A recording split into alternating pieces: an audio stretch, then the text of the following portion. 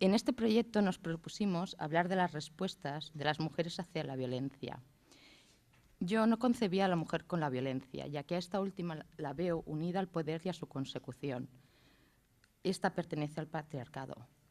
En el sí de las mujeres yo veo amor por la vida y cuidado del cuerpo, cuidado del don de la madre que se acoge en el orden simbólico de la madre. Mi interés se sitúa en la búsqueda de las prácticas femeninas de libertad. Estas las puedo ver reflejadas a través de la genealogía femenina, de las respuestas, de las estrategias de libertad femenina, de las mediaciones y las prácticas de relaciones, tanto entre mujeres como entre mujeres y hombres. La fuente elegida para mi estudio son los procesos judiciales, en este caso son procesos por violaciones a niñas menores de edad. Los procesos judiciales son documentos donde podemos encontrar muchos temas de estudio y según la mirada se hace una interpretación u otra. Hoy yo os propongo mi mirada a estos documentos, una mirada para ver la grandeza femenina aún en las adversidades. Comentaré 3 procesos, uno de los cuales está publicado y estudiado por Jaume Riera con el nombre El Cavaller y la Alcavota. Otro me pasó la referencia a la doctora Teresa Viñolas y el último fue Pau Castell quien me dio la referencia. A los dos, gracias.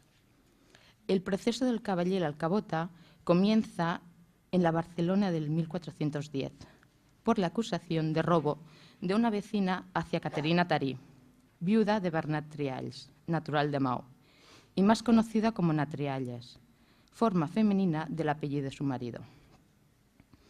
En la corte del Veguer, esta vecina, supuesta sobrina de Natrialles, la insulta llamándola alcahueta delante del juez y éste decide investigar si es verdad que actúa de alcahueta. En la Edad Media, el ser alcahueta o alcahuete era penado por la ley con la horca, porque se quería controlar el nacimiento de hijos ilegítimos, prohibir que hubiese hijos bastardos, y es por esto que se abre el proceso por alcahueta y la prenden. A medida que avanza el proceso y se suceden las y los testigos, es cuando se destapa la acusación que seguirá el proceso. Se descubre el delito de violación a varias menores y se abre la investigación por este delito contra el caballero y doctor en leyes Mossèn Arnau Albertí, natural de Mallorca, residente en Barcelona. Los hechos denunciados son el de alcahuetería contra Natrialles, que vivía y trabajaba para Mossèn Albertí, y que bajo su mandato, de diversas maneras y con ardides y promesas de recibir algún dinero, más adelante también a través de amenazas y maltrato, llevaba, por engaño e incluso rapto, a niñas vírgenes a casa del caballero para que éste abusase de ellas.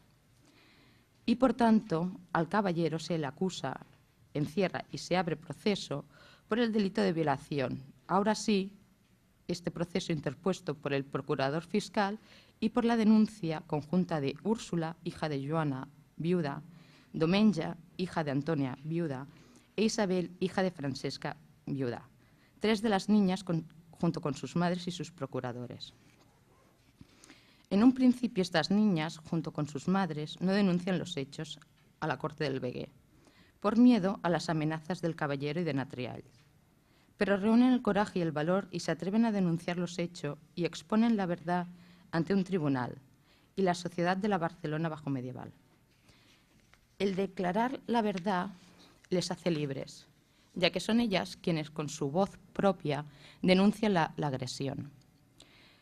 Las mujeres que sufren violencia suelen quedarse sin voz, sin palabras para decir lo que les ha ocurrido y les ocurre, ya que pierden su voz porque ella y su entorno hablan en nombre del padre.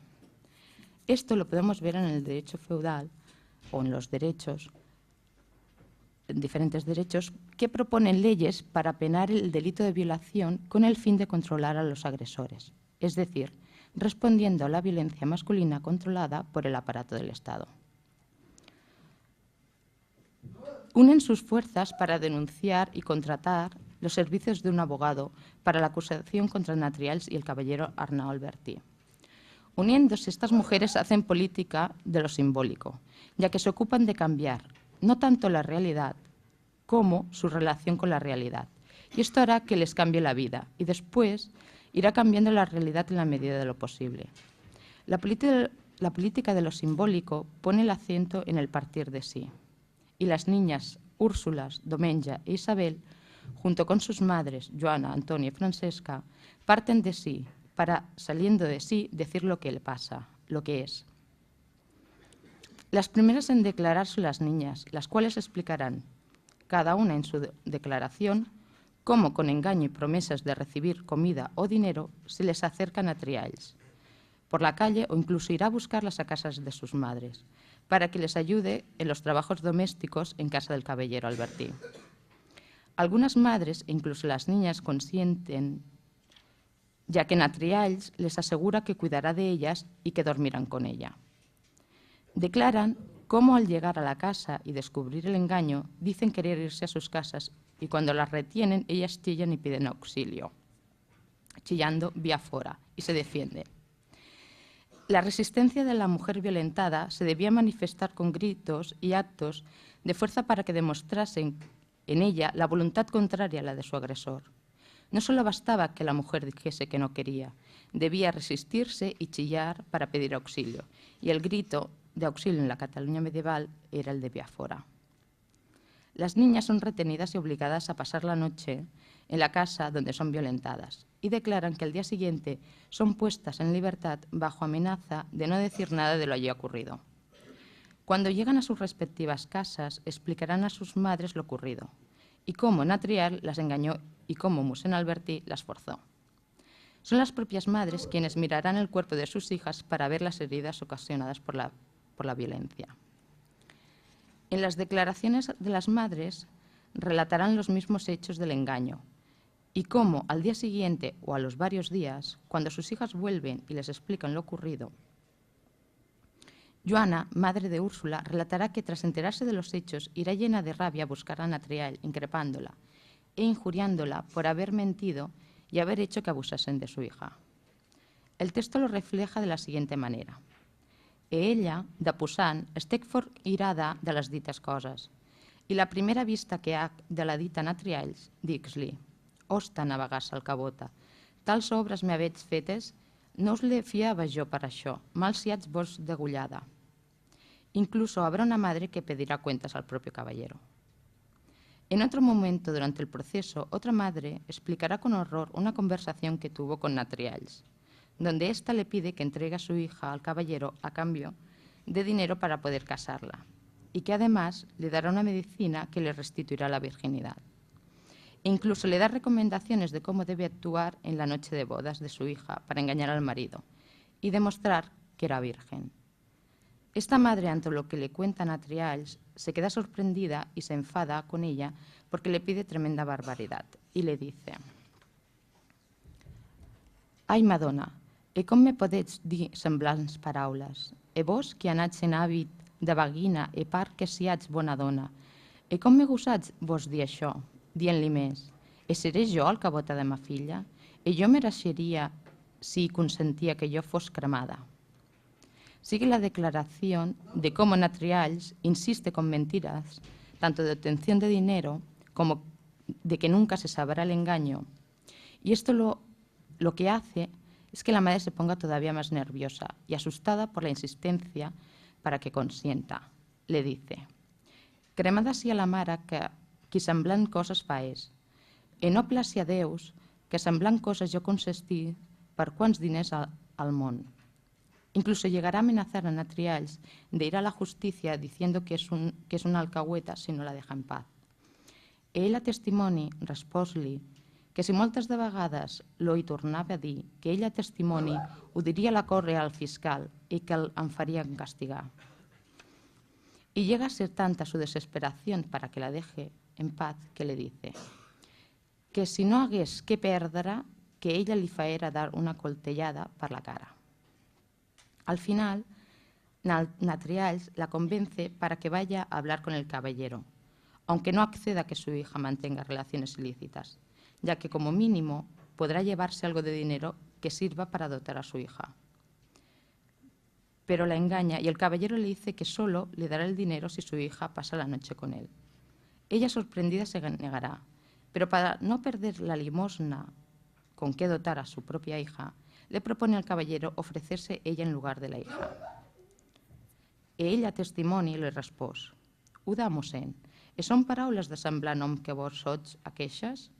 No placi a Déu que jo faés semblants coses, ans fos jo cremada.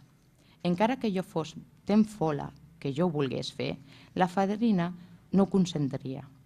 De mi, mossèn, podets fer çò que us plàcia, mas de la fadrina verament no ho consentiria». El caballero le contesta que él ya tiene bastantes mujeres, que lo que prefiere son niñas jóvenes. Ahora os hablaré del proceso de Cabassés de la diócesis de Tortosa de 1449, donde Saurina, junto con su padre, Bartolomeo Casals, denuncia la agresión sufrida cuando estaba en el campo cogiendo ciruelas y vigilando unas ovejas que tenía cerca. El mismo día de la denuncia es interrogada Saurina, relatando los hechos de cómo se encontró al acusado en el campo y le preguntó quién era su padre y cómo, cuando ella se quiere ir hacia donde tiene las ovejas, el acusado la prende y ella pide auxilio y se resiste. Se la lleva a una era de cáñamo y bajo amenazas y gran violencia la agrede.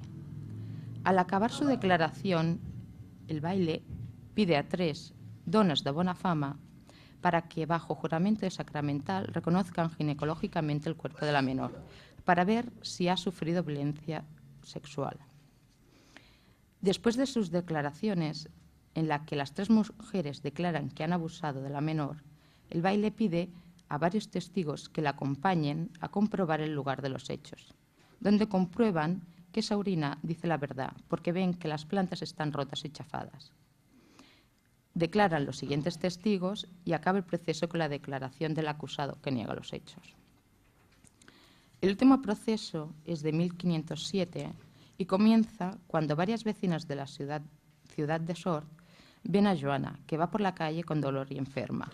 Y era tanta la pena que daba que se preocupan del mal que pueda tener y le preguntan qué le ha ocurrido. Ella relatará que viajaba con su tío de Trem a Sort y por el camino la viola y maltrata en varias ocasiones.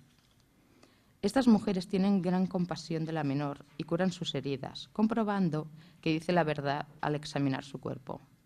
Son estas mismas mujeres quienes llevarán a la menor delante del baile y quienes declararán como testigos de lo ocurrido, y se les reconoce autoridad en el examen que hacen del cuerpo de la menor.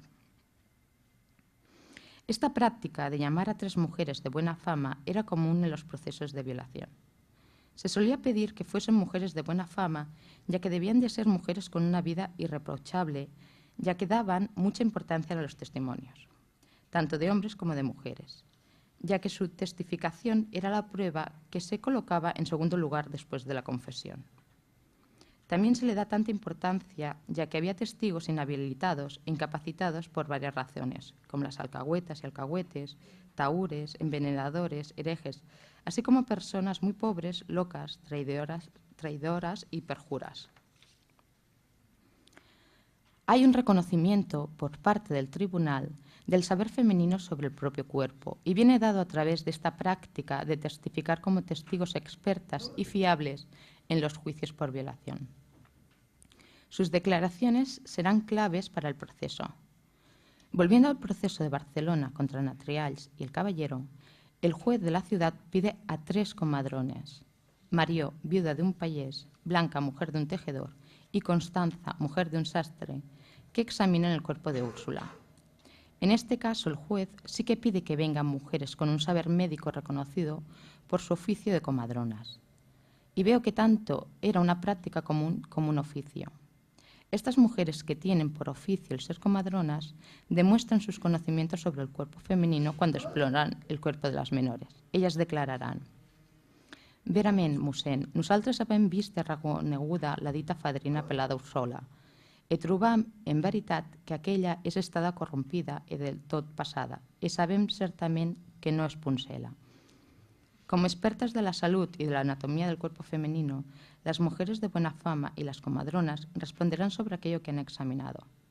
Cuando el examen corporal de la menor se hace al poco de ocurrir la agresión, comentan que es fácil comprobar que ha sido violada, ya que se ven las heridas que son las pruebas. Pero también examinarán el cuerpo de Isabel en el proceso de Barcelona, cuando ya ha pasado unos meses de la agresión y donde testifican que ya no es virgen. En estos procesos judiciales he encontrado prácticas femeninas relacionadas con el cuidado de la salud y la belleza del cuerpo femenino. Incluso de prácticas mágicas, estas prácticas mágicas atribuidas a Natrials. La práctica femenina relacionada con el cuidado de la salud aparece en el proceso de Joana, en donde las vecinas de Sor, cuando saben lo ocurrido, le hacen unas curas. En las declaraciones de Floreta, Miquela y Marquesa, las testigos, dicen haber curado las heridas de Joana con hierbas y vapores de agua. El texto dice: «E així, ella deposant i les altres 2 o 3 dones li feren estubes de roses seges e si for 2 o 3 días la medicinaren». Los baños de vapor de agua eran una práctica común en las mujeres como medicina casera. También servían para perfumarse y como elemento de belleza. Para la medicina de la época, los baños de vapor o agua caliente con diferentes plantas con propiedades curativas eran recomendables como terapia, tanto por la higiene como por las propiedades de las hierbas que se hacían servir. En esta práctica de relación entre mujeres, que es el cuidado del cuerpo de Joana por parte de las vecinas, compruebo que ellas fueron las que cuidaron y medicaron a Joana durante los 3 días que estuvo enferma, ya que la agresión le provocó fiebres. Es bien sabido que son las mujeres las encargadas de cuidar a las enfermas y enfermos de la familia, incluso de amigas y vecinas. Esto lo veo también cuando una vecina de Natrials declara que fue a casa del caballero donde se estaba Natrials para visitarla, ya que estaba enferma de glánula, y le dice que se quedará a cuidarla, pero Natrials le comenta que no hace falta, pues ya tiene a su sobrina que la cuida bien. También es Natrials quien cuida a los sirvientes enfermos del caballero Alberti. Las mujeres mantienen viva la práctica de relación entre mujeres, visitándose y cuidándose las unas a las otras, incluso preocupándose por sus congéneres. Incluso en su obra Los Omni, Bernat Metge hace una mención sobre las prácticas de enfermeras de las mujeres, sobre el cuidado de los enfermos.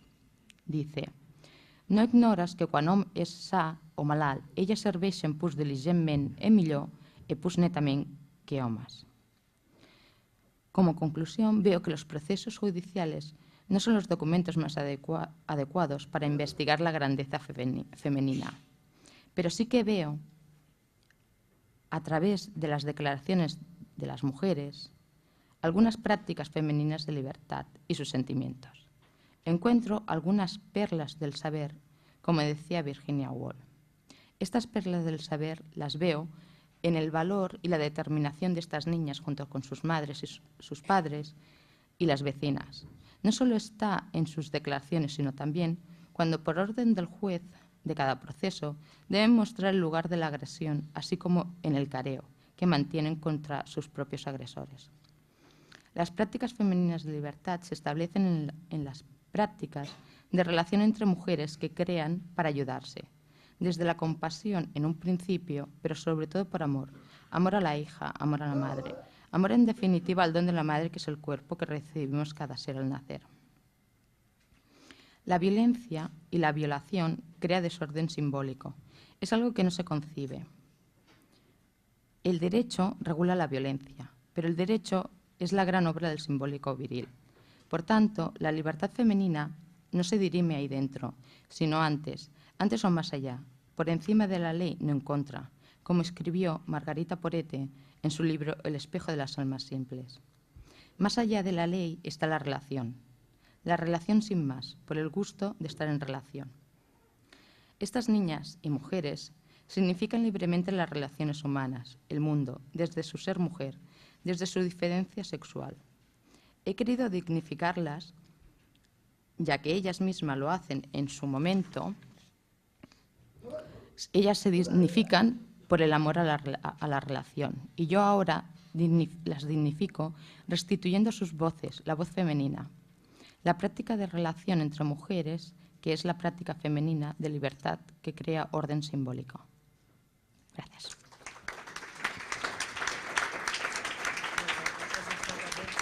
Ya te digo. Gràcies, Azucena. Hi hauria 5 minutets de debat. Si hi ha preguntes directament relacionades amb aquest tema, recordeu que després de la pausa farem una posada en comú de tot el que s'ha dit a la primera part. Sí, Joan, digues. No, que per començar, la referència de Bernat Metge i tot això, igual com el primer dia vam parlar de l'Álvaro sobre la referència de Bernat que s'ha comentat sobre Bernat Metge, o igual com el primer dia es va parlar també del cas de l'Álvaro de Luna, a nivell des del punt de vista literari, vull dir que és com algo innovador a l'època, és com una visió diferent que s'havia tingut pròpiament de la dona medieval, en aquest sentit. Vull dir que potser en la seva època va ser un moment de modernització, vull dir, d'aquestes visions. Perdona, em feies una pregunta en concret o...? Ah, vale, gràcies. Gràcies per l'aportació.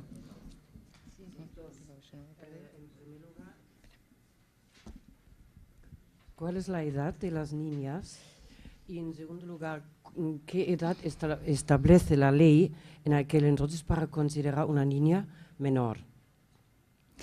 A ver, no lo he comentado porque ya con la palabra menor quería abastar, ¿no? Para no concretar. Pero en el proceso de Barcelona, las niñas tienen entre 10 y 13 años. En los otros dos procesos estudiados tienen entre 8 y 9 años. Son bastante menores. Ahora no recuerdo, a lo mejor Teresa sí me lo confirma, que la mayoría a los 15, no, 12...